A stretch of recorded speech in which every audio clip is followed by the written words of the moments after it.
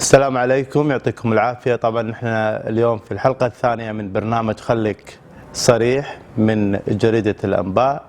نرحب معانا ضيفتنا منية الكويتية.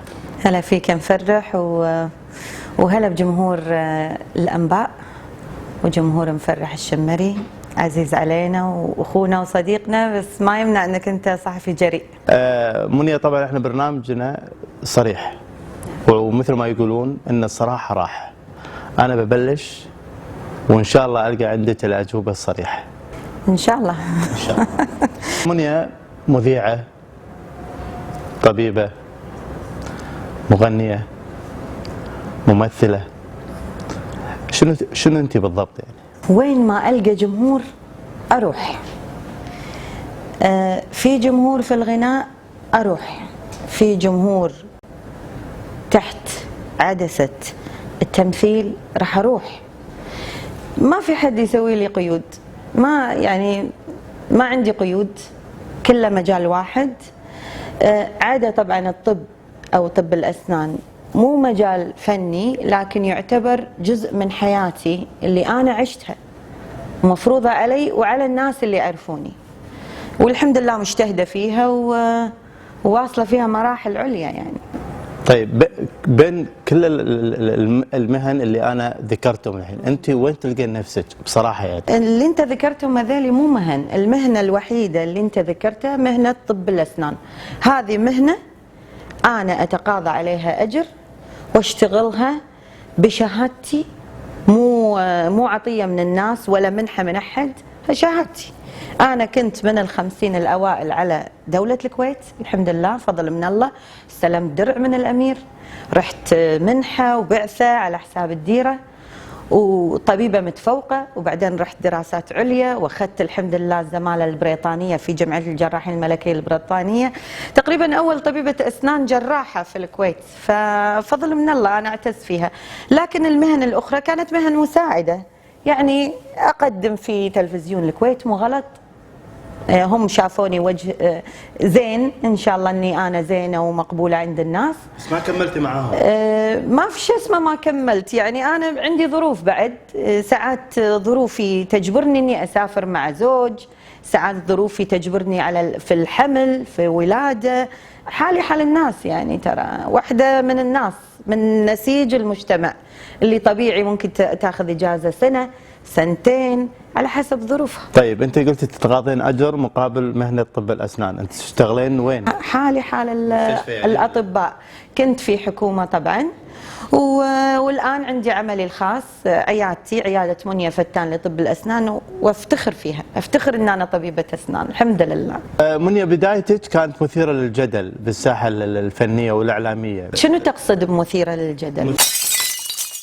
مثيرة للجدل التي انت طرحت في ستايل جديد عن الفتاة الخليجية من خلال الكليبات ومن خلال اللبس ومن خلال كذا كذا.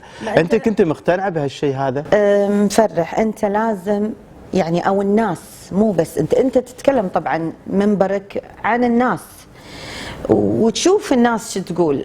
انت لا تنسى ان انا طول عمري متربية برا وعايشة برا وكنت درست برا.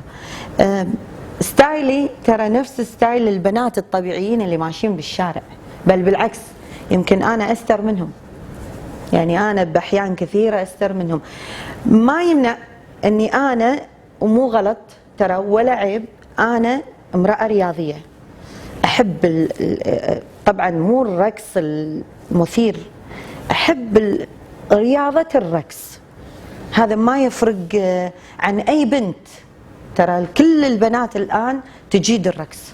أنا عندي ستايل معين، وأنا ما أسوي شيء ورا الناس وأرجع أسويه أمام الناس. أنا هذه حياتي، اللي يحبني ياخذني باكج، ياخذني ستايل واحد، باكج واحد، كتلة واحدة، بحلوي، بمري، بدراستي، بمخي، بحبي للناس. انا احب اسوي شيء بحب، ترى مو اسويه لقصد الاثاره.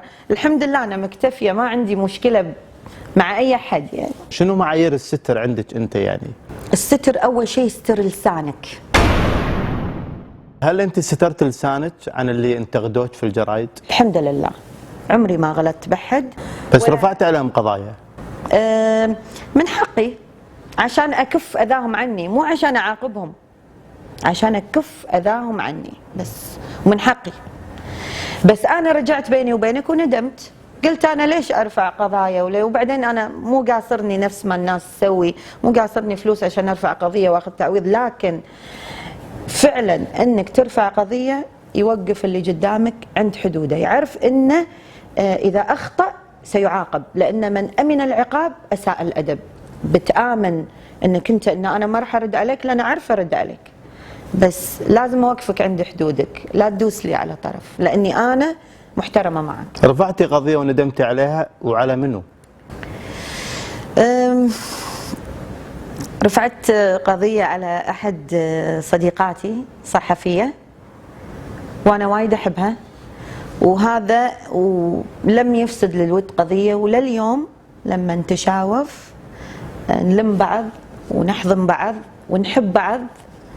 وما رفعت عليها هي كشخصها، رفعت عليها كمهنتها كصحفية، وهي قالت الشيء اللي هي شافته صح. أنا من حقي أدافع عن نفسي وكسبت القضية الحمد لله. أنثى الشاشة الخليجية، هيفاء الكويت، هيفاء الخليج، الألقاب هذه تستحقينها؟ يعني لو أنا اللي مطلقتها على نفسي أو مطلقتها على نفسي بقول لك استحقها أو لا، لكن إن الناس تطلق علي هذه الألقاب أنا أشكرهم إنهم شافوا فيني معيار الأنوثة الصح. أنا عندي معيار الأنوثة، الأخلاق، الجمال ما يمنع، والحب. أنا منية الحب. لو تبي تسميني قول لي منية الحب وأنا راضية، ما تعني لي أي ألقاب أخرى. شنو سالفتك مع الصحفي اللي أعطيتيه 2000 دينار علشان يسوي شيء معين لك في مصر وما سوى هالشيء؟ ايش صار عليه؟ أنا ما أتذكر هذه السالفة، وأنا لا أقاضي صحفيين أجور. الصحفي اللي يشوفني أنا كم صار لي معك؟ أنا ما راح أشبه طبعا، بس صار لي كم معك؟ تقريبا يعني 10 سنوات. ما راح أكبرك ولا راح أكبر نفسي. عمري في حياتي كلها لا عرضت عليك ولا أنت الحمد لله اللي من الصحفيين اللي تتقاضى الأجور عشان تكتب. وياما ضربت فيني وياما مدحتني، وانت كنت انسان الحق يقال، كنت منصف في كلامك. احيانا احس انه يجرحني ويعورني وكنت ادق والومك، بس اي وازعل عليك. لا حرام، لا حرام، انا لساني طويل، قول الحق، حق تحاسب عليه. لا بس كان يعني من القهر اللي فيك الظاهر من الكتابه. لا ابدا. لو شيء فيه حقيقه ازعل شويه، بس تعورني، يعني تعور قلبي، حالي حال اي بني ادم. طيب بس نرجع واقول على الصحفي هذا اللي ما اتذكر اني انا قاضيت، كان بالكويت وكان على اساس انه فتح لك مجال، انه اعطاك انه بيشوف لك شغل في مصر وكذا. مو صحيح. انا الحمد لله انا انطلبت في مصر، انا ما رحت واحد توسط لي، يعني غير صحيح ابدا اني انا ممكن ادفع فلوس عشان اخذ فرصه. ما دفعتي فلوس لمشاركتك في الزوجه الثانيه؟ لا مش صحيح، بالعكس انا دفع، انا كان عندي اجر واجري عالي لاني انا خليجيه.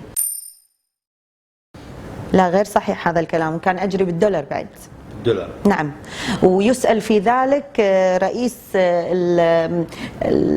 شو اسمها اللي هي مالت 6 أكتوبر اللي هي مدينة الإنتاج الإعلامي.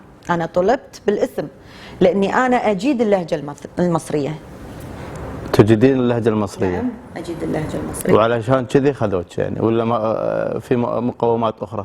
والله يمكن هم شايفيني جميلة، يمكن بعض العيون تشوفني جميلة، والبعض الآخر كيفهم يمكن مو شايفيني، بس الحمد لله يعني كل واحد عارف قدر نفسه.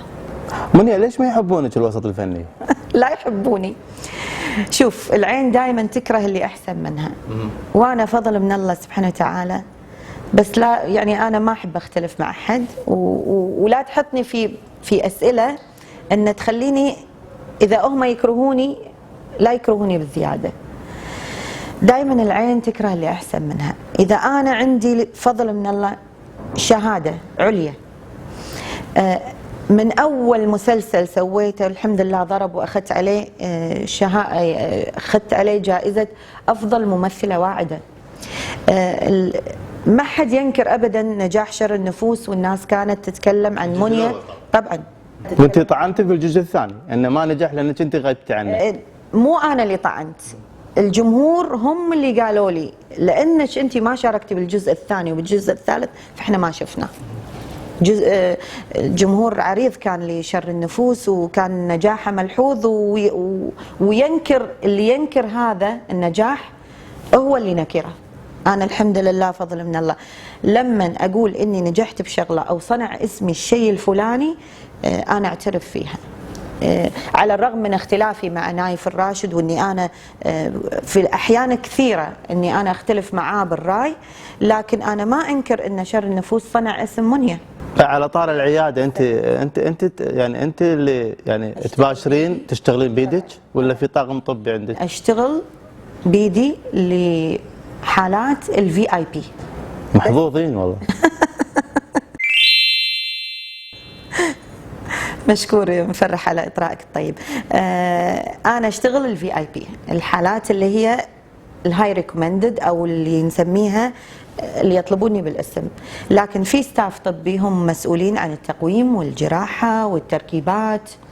انا ماسكه تقريبا حالات الجراحه. علاقتك مع عسيري، حسن عسيري المنتج السعودي الحين شلون صايره؟ هو زعلان، انا ماني زعلانه عليه.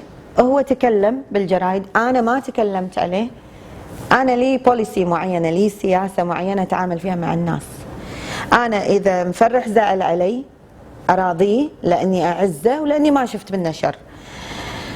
ناس ثانيين يزعلون علي بدون داعي، يزعلون ويرضون ويردون يزعلون، انا ما لي ذنب في هالعلاقات اللي هم يبنونها بروحهم. انا بالنسبه لي انا انسانه مسالمه. انا عندي اخر سؤال، انت الحين بالنهايه اخر شيء فتحتي طبعا بعد ما فتحت الحساب لايف بالانستغرام قاعد تحلين مشاكل وشغلات وكذا وحلول تقدمين حق مدمنين المخدرات وكذا.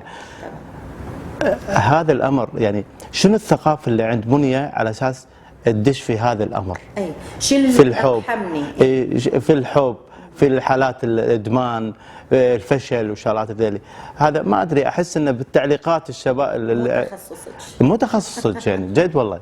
طيب ولا تبين اي شيء يبرزك يعني؟ اول شيء انا بارزه من غير شيء. حياتي تميزني عن غيري. لو نبي نتكلم باستطاله او نبي نطول في الموضوع مفرح، انا في النهايه بني ادم، فرد في المجتمع. الأكيد أني أنا تعرضت أو شفت بعيني حالات قدرت أحلها وقدرت أتخطاها.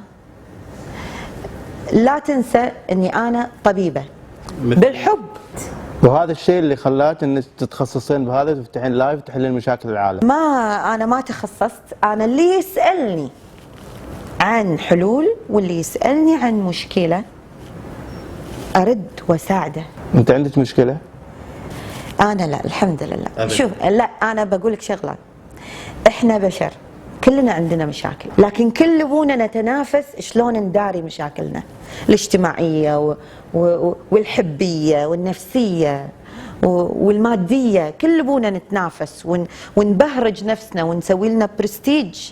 نحن ما عندنا مشاكل، كلنا عندنا مشاكل. أول شيء مشكور طبعا على الأسئلة، كانت أسئلة صادمة، بس مو صادمة من مفرح.